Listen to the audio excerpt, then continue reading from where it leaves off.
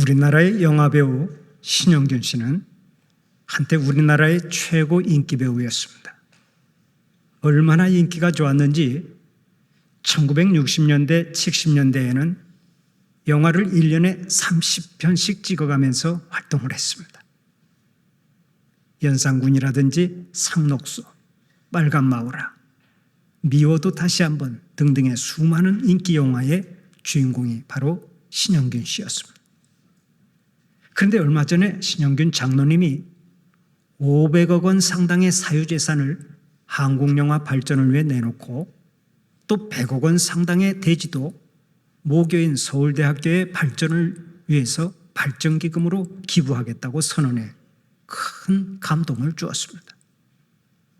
신영균 장로님은 자신이 받은 은혜가 많아서 자신의 전 재산을 사회에 환원하겠다고 선언한 것입니다.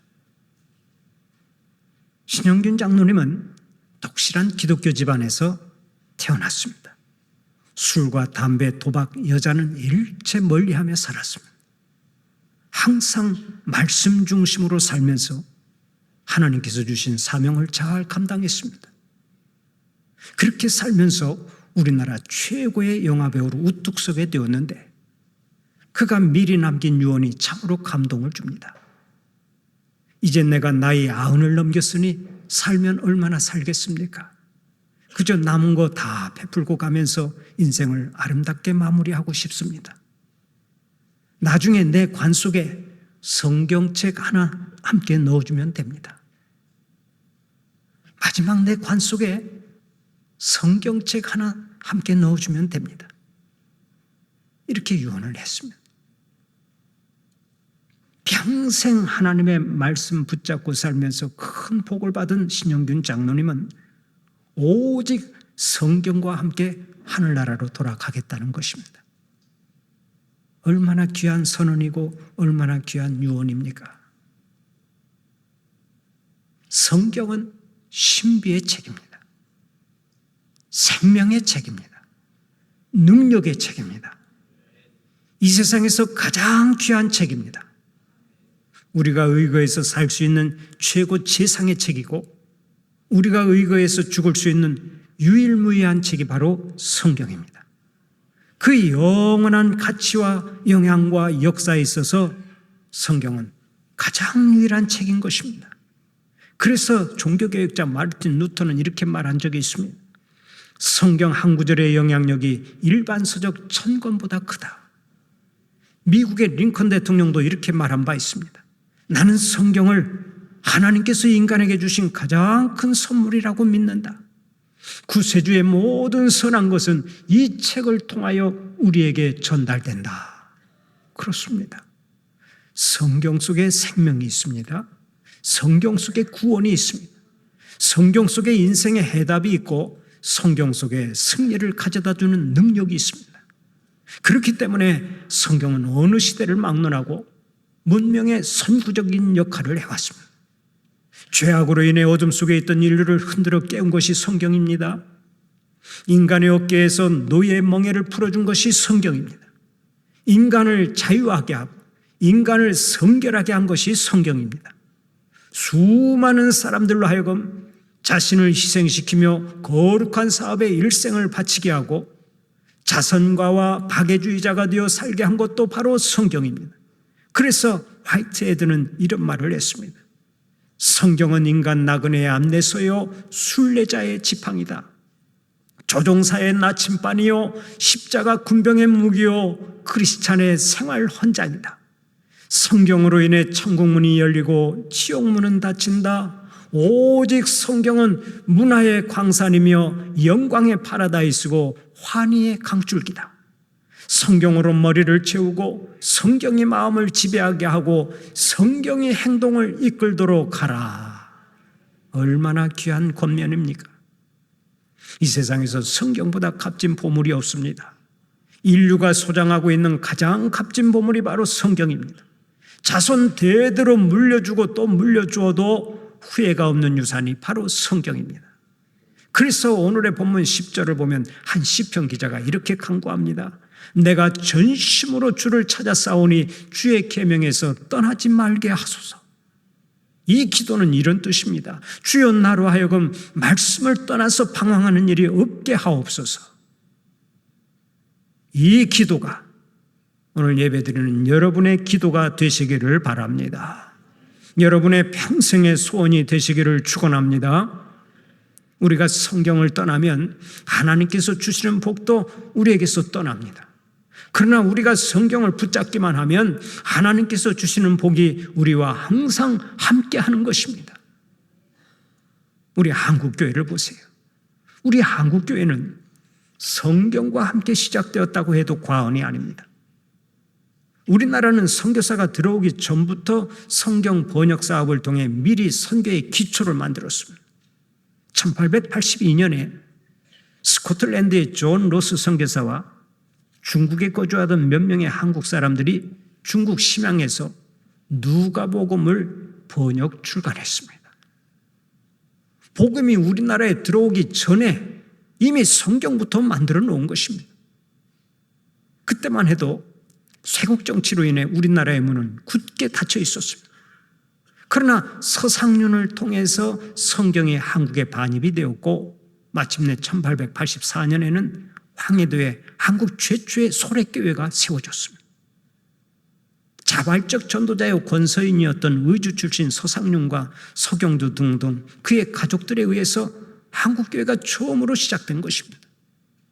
이는 세계 선교사상 유례가 없는 자발적 토착 선교의 귀한 모델이 됩니다. 여러분, 이런 복이 어디 있습니까? 현재 우리나라는 선교 역사 140여 년 만에 전 세계에서 선교사를 가장 많이 파송하는 나라 중에 하나가 되었습니다. 지금 한국교회가 파송한 해외 선교사는 그 숫자가 2만 3천 명을 육박하고 있는데 한국교회는 지금 기독교의 역사를 새롭게 써내려가고 있는 것입니다. 여기에다 우리나라는 해외에 반포하는 성경의 15%를 감당해서 세계 최대의 성경 반포국이 되었습니다. 참으로 경이로운 일이 아닐 수가 없지요.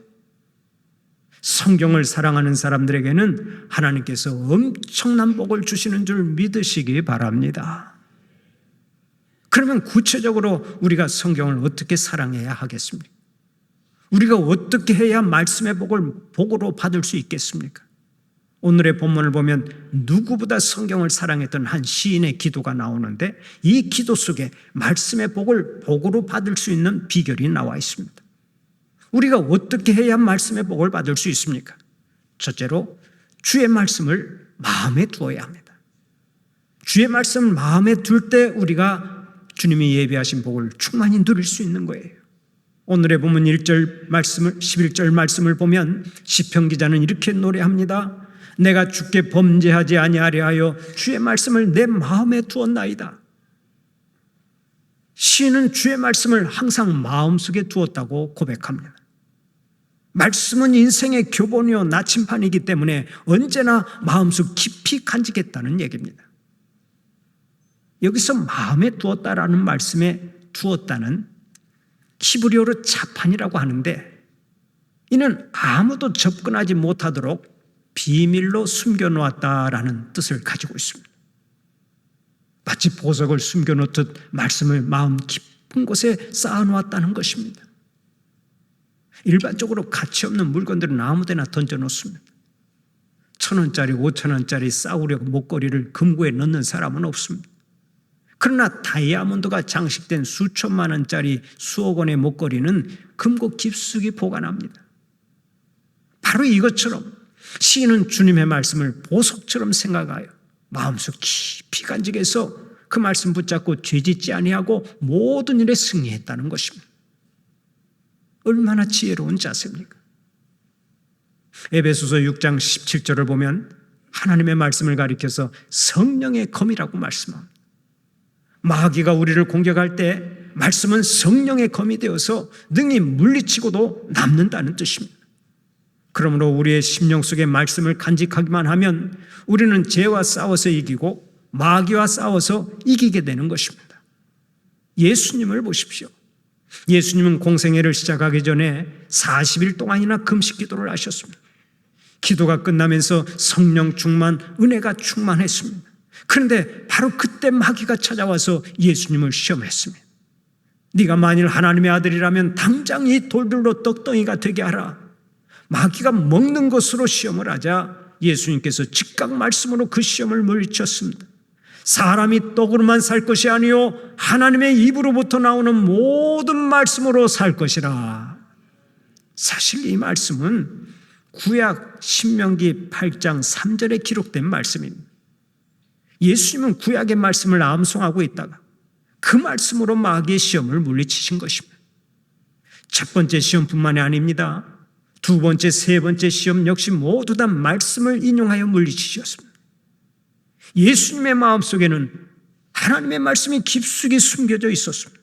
그래서 마귀가 시험하자마자 그 말씀이 즉각 성령의 검이 되어서 마귀를 물리친 것입니다. 우리 성도들은 날마다 말씀을 마음에 깊이 두고 살아서 마귀와 싸워 항상 이기는 자들이 되시기를 바랍니다.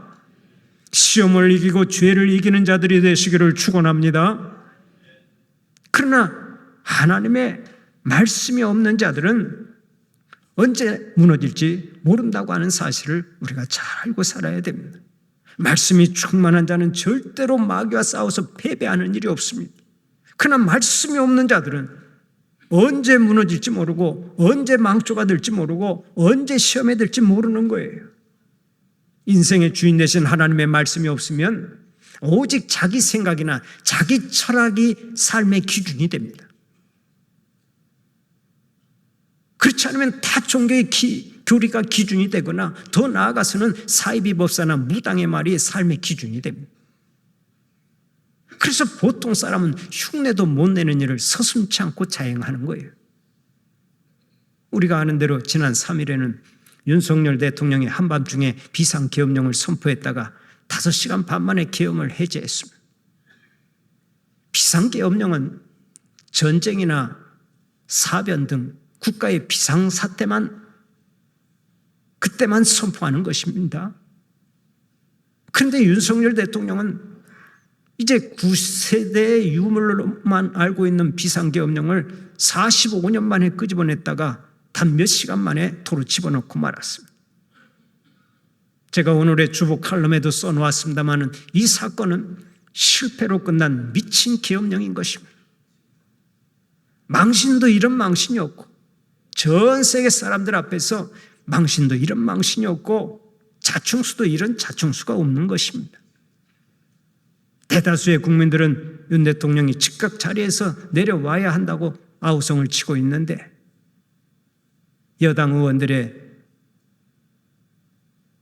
그 회의 참석을 보이콧하면서 탄핵은 불발로 끝나고 국민들의 반발은 지금 하늘을 찌르고 있죠. 그러면 윤석열 대통령은 이 평온한 나라에서 왜 무리하게 비상계엄령을 선포했겠습니까?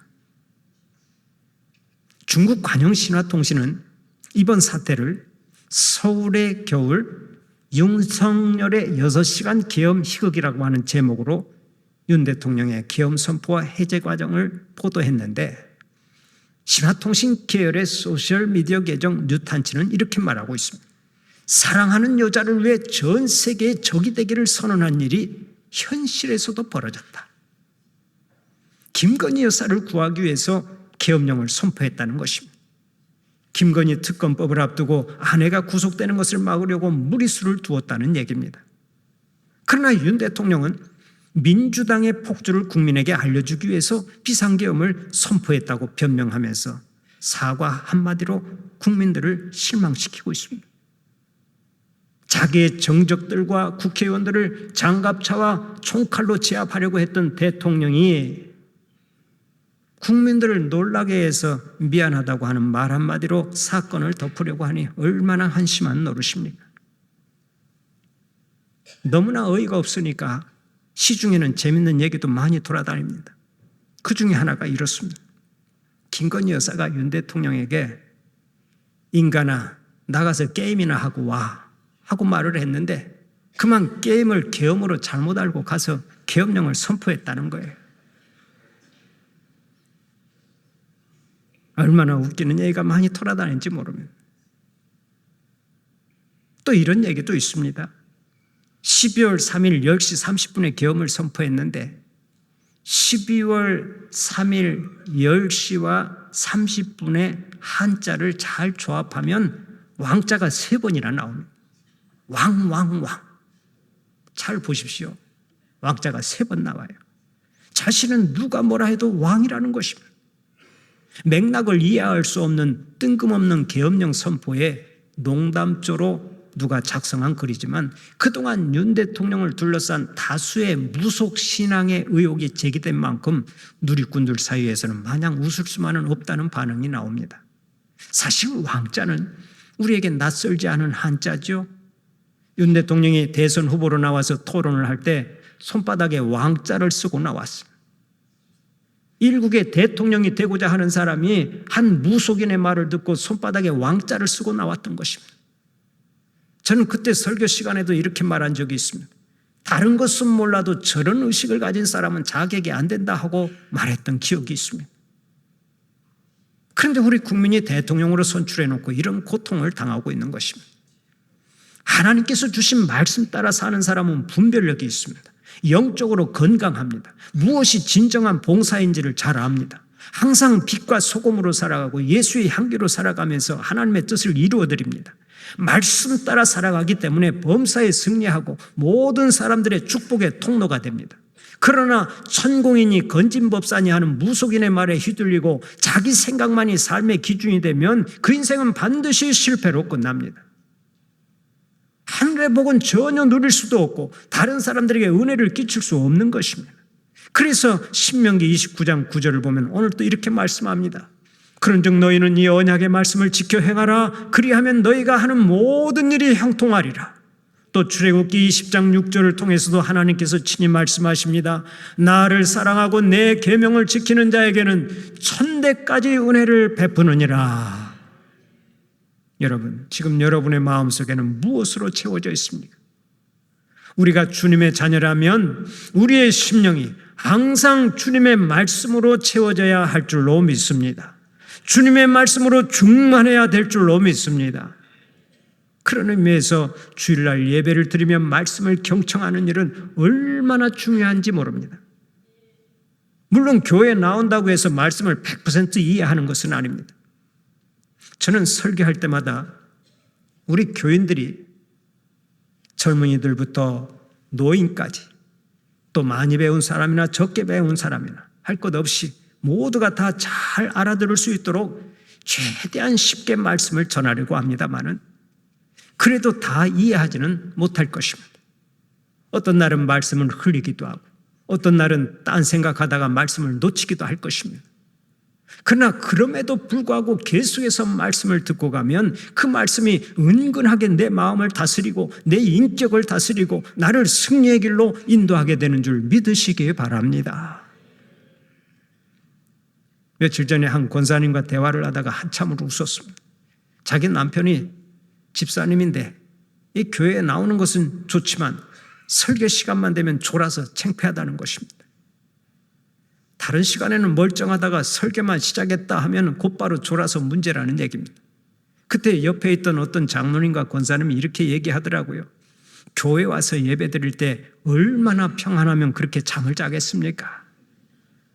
그것이 다 평안해서 그런 것입니다. 그래서 저도 맞장구를 치면서 이렇게 위로해 주었습니다. 권사님, 정말로 평안하니까 남편이 교회에서 잠을 자는 것입니다. 그리고 그렇게 졸면서 비몽사몽간의 말씀을 듣는 것이 큰 은혜가 된다고 합니다. 이렇게 위로해 주면서 함께 웃었습니다. 이 말 듣고 이제부터 아예 푹 주무시려고 하는 분이 있을지 모르겠습니다만은 그래도 설교 시간에는 깨어서 경청할 때 하나님의 말씀이 나에게 능력이 되는 것입니다. 사랑하는 우리 성도들은 언제나 하나님의 말씀을 경청하시고 하나님의 말씀으로 충만해서 모든 일에 승리하고 능력 있게 살아가는 자들이 되시기를 축원합니다. 그런 의미에서 한번 따라서 해봅시다. 말씀이 곧 능력이다. 말씀을 경청하자. 말씀 따라 살아가자. 여러분이 복창하신 대로 되시기를 축원합니다. 두 번째로 주의 말씀을 선포해야 합니다. 오늘의 본문 13절을 보면 시인은 이렇게 노래합니다. 주의 입의 모든 규례들을 나의 입술로 선포하였으며, 가슴속 깊이 간직하였던 말씀을 입술로 고백하고 타인에게 선포했다는 것입니다. 말씀은 샘물과 같아서 선포하면 선포할수록 더 많은 복이 나타나고 더 놀라운 역사가 나타납니다. 말씀은 살아있고 활력이 있기 때문에 그렇습니다. 말씀은 혼과 영과 관절과 골수를 찔러 쪼개고 사람을 변화시키지 않습니까? 문 영혼들을 하나님 앞으로 돌아오게 하는 강력한 힘이 바로 말씀입니다. 그래서 주님은 오늘 또 말씀하시는 거예요. 너희는 온 천하에 다니며 만민에게 복음을 전파하라. 만민에게 말씀을 전하라는 것입니다. 제자들은 이 지상 최대의 명령을 듣고 무조건 순종했죠. 온 세상을 다니며 말씀을 전했습니다. 그 결과 어떻게 되었습니까? 그 막강한 로마가 복음으로 정복되고 로마의 황제가 예수 그리스도의 앞에 무릎을 꿇었습니다. 사실 말씀을 선포했던 제자들은 인간적으로 볼 때 정말 보잘것없는 존재들이었습니다. 한번 생각을 해보세요. 12명의 제자 중에 시골 바닷가에서 고기 잡던 어부들이 4명이나 되었습니다. 3분의 1이 어부 출신입니다. 좀 괜찮은 사람이 세간의 말단 직원이었습니다. 공부를 많이 하거나 똑똑한 사람이 전혀 없었습니다. 전부 다 어중이 떠중이 같은 사람들이었는데 오직 주님의 말씀에 순종해서 복음을 전했는데 그때 어떤 일이 일어났습니까? 그들이 전한 말씀으로 인해서 세상이 완전히 뒤집어진 거예요. 왜 그렇습니까? 주님의 말씀은 그 자체가 생명이요, 그 자체가 능력이요, 그 자체가 구원이 되기 때문에 그렇습니다. 나에게 능력이 있는 것이 아니라 하나님의 말씀의 능력이 있는 것입니다. 그러므로 두려워할 것이 없습니다. 나는 순종하고 그저 전하기만 하면 됩니다. 하나님의 말씀을 전하기만 하면 말씀이 살아서 역사하게 된다는 것을 믿으시기 바랍니다. 우리나라에 들어온 선교사 중에 영국의 토마스 선교사가 있습니다. 토마스 선교사는 복음을 전파하기 위해서 제너럴 셔먼호를 타고 대동강으로 들어왔습니다. 그러나 쇄국 정책으로 일관했던 우리나라는 제너럴 셔먼호를 포격하였고 그때 승선했던 토마스 선교사는 불길을 피해서 무트로 걸어 나왔습니다. 그때 육지에서 기다리고 있던 군관 박충권이 칼로 그의 목을 쳤는데 토마스 선교사는 칼에 맞아 죽으면서도 성경을 건네주었습니다. 하나님의 말씀이 곧 영원한 생명입니다. 하나님의 말씀이 구원의 길을 가르쳐 줍니다. 하나님의 말씀을 읽고 구원받고 영생의 복을 누리시기 바랍니다. 그런 심정으로 소리 없는 외침과 함께 성경을 전해 주었는데 거기서 놀라운 역사가 일어났습니다. 토마스 선교사의 목을 쳤던 박충권이 그 성경을 읽고 예수님을 영접했습니다. 그의 조카 이영태 역시 성경을 읽고 예수님을 믿었습니다. 그뿐 아닙니다. 평양의 영문주사 박영식은 성경을 건네받고 그 성경책의 종이의 질이 좋으니까 성경을 찢어서 방 전체를 도배했습니다. 그러다가 벽에 붙어있는 성경 말씀을 읽고 구원받는 역사가 일어난 거예요. 얼마나 놀라운 일입니까? 하나님의 말씀은 그 자체가 구원의 능력입니다. 그러므로 우리는 하나님의 말씀을 전하고 복음을 전파하기만 하면 되는 것입니다. 주님은 오늘 또 디모데후서 4장 2절을 통해 친히 말씀하십니다. 너는 말씀을 전파하라. 때를 얻든지 못 얻든지 항상 힘쓰라. 사랑하는 우리 성도들이 주님의 명령을 받들어서 말씀을 널리 전파하여 죽어가는 영혼들을 건져내고 하나님께 큰 영광 돌리시기를 간절히 축원합니다. 마지막으로 주의 말씀을 즐거워해야 말씀의 복을 누릴 수가 있는 거예요. 오늘의 본문 14절을 보면 시인은 이렇게 고백합니다. 내가 모든 재물을 즐거워함같이 주의 증거들의 도를 즐거워하였나이다. 또 16절 말씀을 보면 이렇게 말합니다. 주의 율례들을 즐거워하며 주의 말씀을 잊지 아니하리이다. 시인은 재물을 즐거워하는 것 이상으로 말씀을 즐거워했다고 말합니다. 주의 말씀을 잊지 않고 늘 즐거워했다고 고백합니다. 그 무엇과도 바꿀 수 없을 만큼 말씀의 가치를 최고로 여긴다는 고백이죠. 바로 여기에 말씀의 복이 임하는 줄 믿으시기 바랍니다. 인생의 교본인 말씀을 외면하면 나침판 없는 배가 되고 맙니다. 마지막엔 반드시 좌초하게 되고 멸망하게 됩니다. 그러나 말씀을 사랑하고 말씀을 즐거워하면 그 인생은 반드시 복을 받습니다. 말씀 자체가 생명이고 말씀 자체가 복이고 말씀 자체가 영생의 길이기 때문에 그렇습니다. 청교도 성경학자인 메투엘리는 평생 하나님의 말씀을 연구한 사람입니다. 그는 매일 성경을 읽고 연구하며 묵상하다가 발견한 진리들을 그의 주석에 기록했습니다. 그 메투엘리 주석이 아주 유명합니다. 그는 그렇게 말씀 중심의 삶을 살다가 임종이 다가오자 그의 친구였던 일라그세에게 다음과 같은 유언을 남겼습니다. 하나님을 섬기며 그분과 교제했던 삶이야말로 이 땅에서 가장 편안하고 기쁜 삶이었다네. 메투엘리 목사님은 말씀 중심의 삶을 통해서 최고의 성취감과 만족감을 누렸던 것입니다.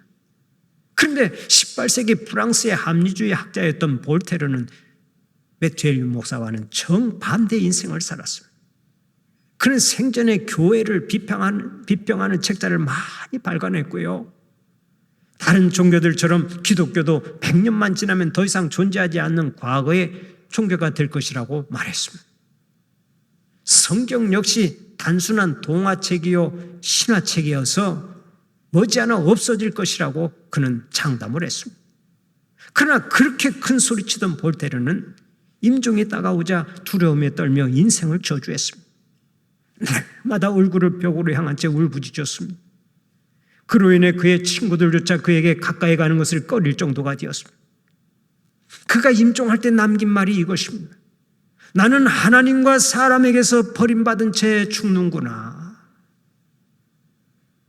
그의 임종을 지켜보았던 간호사가 훗날 이렇게 말했다고 합니다. 유럽의 모든 부를 다 준다 해도 나는 무신론자가 임종하는 침대 곁에는 절대로 가고 싶지 않다. 너무나 무시무시한 경험이었다. 볼테르의 임종을 지켜보면서 한 간호사가 이런 유명한 말을 남겼습니다. 메투엘리와 볼테르는 한 시대를 풍미했던 사람들이지만 삶의 내용에 있어서는 너무나 큰 차이가 있습니다. 한 사람은 큰 기쁨과 만족으로 가득 찬 인생을 살았는가 하면 다른 한 사람은 괴로움과 절망으로 가득 찬 인생을 살다 갔습니다. 여러분, 무엇이 이러한 차이를 가져왔습니까? 한 사람은 하나님의 말씀을 사랑했고 다른 한 사람은 하나님의 말씀을 멸시한 것이 원인입니다. 여러분은 하나님의 말씀을 즐거워하고 사십니까? 말씀을 늘 사모하면서 항상 성경 읽는 것을 즐거워하고 사십니까? 신학자 칼 바르트는 이런 말을 했습니다. 하나님이 성경 안에서 우리를 기다린다. 하나님이 성경 안에서 우리를 기다린다. 내가 성경을 읽어가면 하나님께서 나를 만나주시고 나에게 친히 말씀하신다는 것입니다. 그렇습니다. 내가 성경을 사랑하고 즐겨 읽으면 하나님께서 친히 말씀하십니다.